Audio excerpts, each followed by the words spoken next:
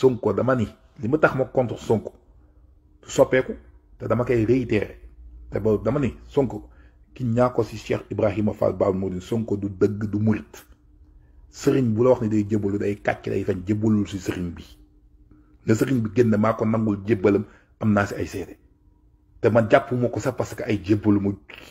ambiguïté bi mu indi si loolu moo tax man ma suur ko nit da ngay sincère nel Ibadou Rahman la salafiste la mais je respecte les mourides parce que Tidiane sax Jean-Paul Barthélémy Dias su demoon présidentiel dama koy jàppale su fekkee am na xam-xam bi su amee xam-xam bi un autre chrétien su ñoon demandé ça m'intéresse pas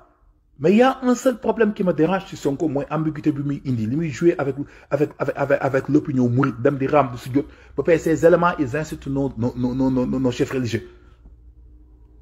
ces éléments tous ceux qui le défendent à l'international là ils incitent tous les chefs religieux ils sont derrière Sonko il s'est jamais prononcé pour jóg ne yéen ñii di saaga kilifa diine yi défendre élément que ne lii suñu héritage dañ ko war a respecter. Deuxième chose bi tax ma contre Sonko suñu tegee mise à part loolu li muy wax je vous avais dit que Sonko était un aventurier en 2018 c'est élection 2019 bi balaa ñuy dem élection présidentielle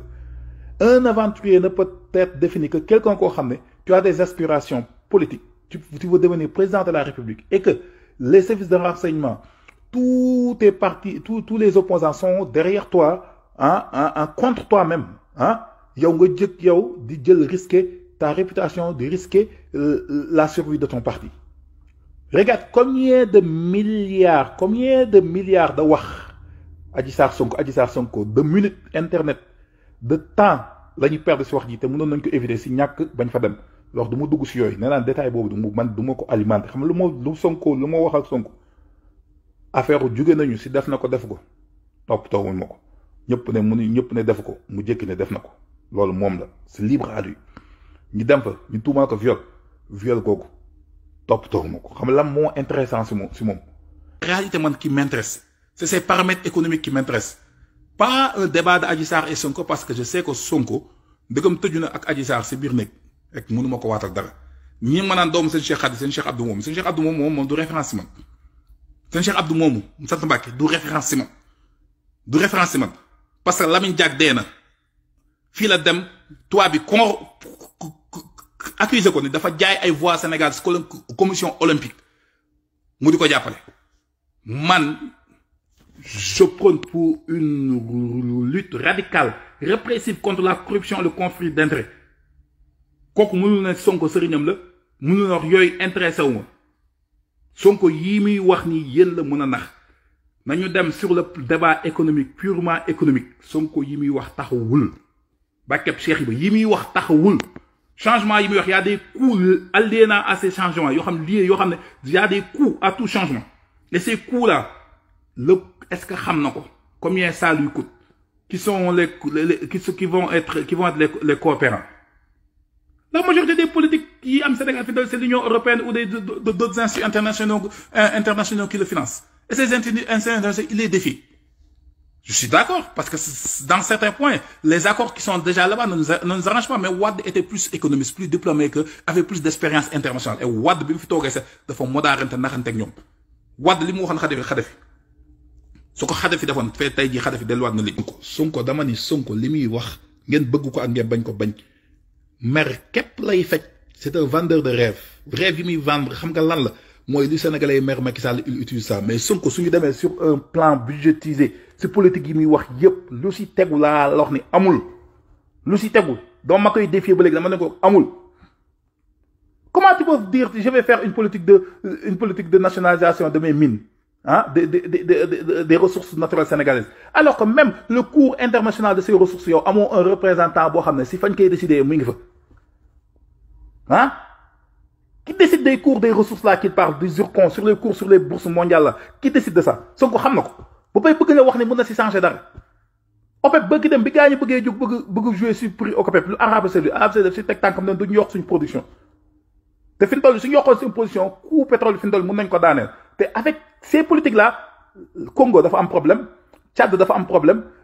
dëkk yu bëri en Afrique dañu am problème Ouganda dañu am problème ba dëkk yu bëri ils ont des problèmes fi mu toll nii si affaire ba si Nigéria démb am na problème Nigéria am na problème sur le cours du pétrole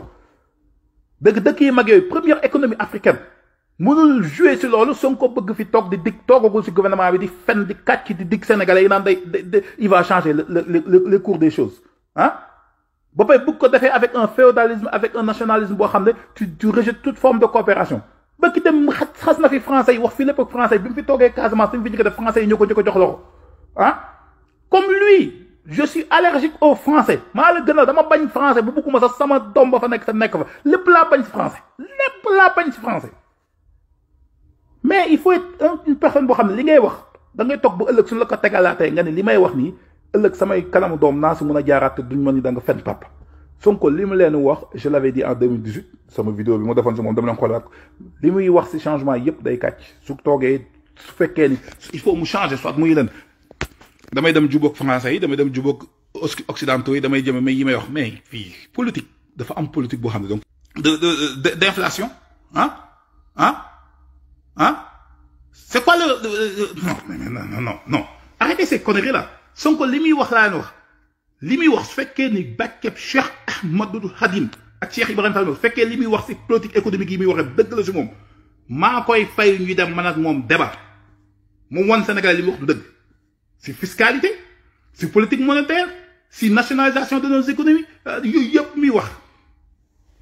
c'est des réalités qu'il doit faire face il ne peut pas y faire face actuellement seul avec ces politiques yi muy prôné donc nag bàyyi lem ma du ma tuumaal man ànd ak Karim ak ànd ak ku mënta doon laa la wax man su may ku may ànd ak yow si dëgg lay ànd ak yow doo ma def sa jàmm doo ma xool loolu wax loolu lu dul dëgg doo ma wax loolu loo xam ne ëllëg sama doom yi ndaw yi suñu màggee day gis seen papa di wax ay fen samay vidéo yaa ngi fi dàq vaar leen ma ni Sonko la ma ko waxoon 2018 maa ko njëkk a attaqué politique te li ma ko wax ba léegi daa soppeeku aussi li ma koy attaqué moom mooy yi muy wax teguwul si xam-xam man maa ko wax am PhD lu mu mënta am dama li muy wax teguwul si xam-xam PhD yi ñuy wax ay njàng bi téere képp la réalité du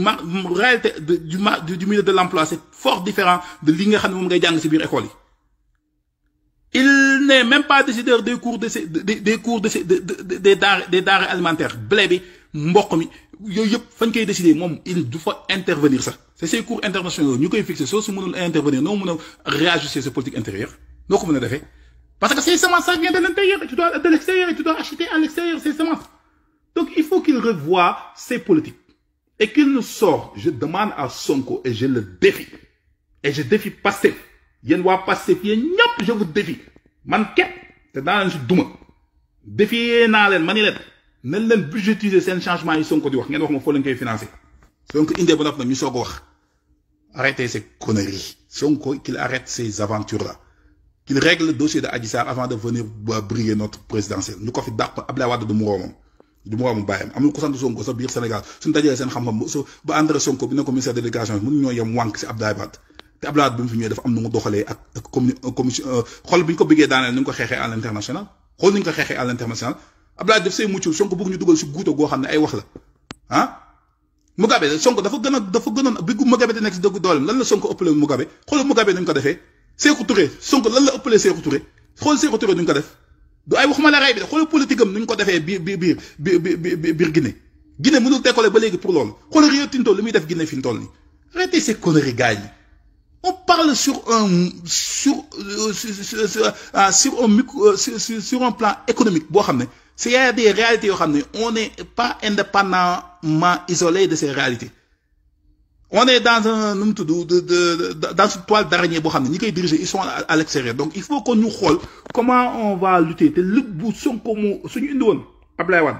indi Senghor indi Abdou Diouf indi Macky Sall jël jikko yi gën si ñoom def ko si jëmmi Sonko jël jikko yi bon yëpp dindi ko jël jikko ñëpp yu baax président yi baax si àdduna def ko si Sonko su fi ñëwoon di diriger Sénégalais yi te sans xeexul corruption sévèrement et radicalement corruption xeexul conflit d'intérêt mais comment actuellement on peut créer plus de 5000 emplois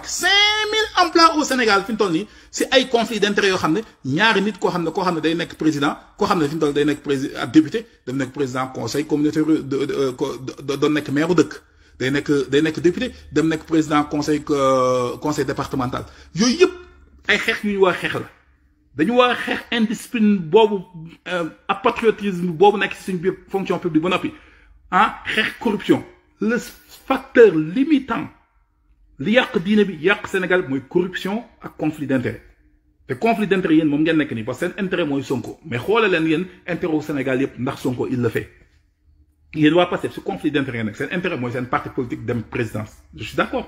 mais est-ce que moom Sonko lui il fait l'affaire du Sénégal et je dis non parce que c'est un aventurier et je te dis la capitalisation du risque si tu n'arrives pas à le faire sur le dossier Adji Sarr hein si tu n'arrives pas à le faire pour ta propre famille si tu n'arrives pas à le faire pour ton propre parti, moi, je n'ai pas confiance à te donner les manettes pour diriger le pays. Non, tu ne peux pas diriger ce pays-là. Mais on verra là, avec, tu commences à faire des réalisations en Ziguinchor, on va voir. Mais, s'il te plaît, épargne-nous de lier aucune coopération avec les Français, hein, parce que tu es anti-français comme moi. Là. Arrêtez là. Moi, je suis anti-Macky Sall. Je suis anti-képp koo xam ne yow da nga nekk di jaay sa bopp tubaab yi mi français yi les européens je suis anti tout ça mais pour le faire il faut xool si politique bi nga jëm comment tu vas le budgétiser quels sont les coûts et où tu vas les financer et Sonko nag loolu su répondre rek mu mën a toog wax ak moom mais comme ko wax ko rek il est aventureux solution yi mu doon diriger livre bi solution livre bi soo ko liree ba léegi y a aucun coût chiffré de li muy wax comme noo nga mën a gëmee ku leen wax ay kasaw yooyu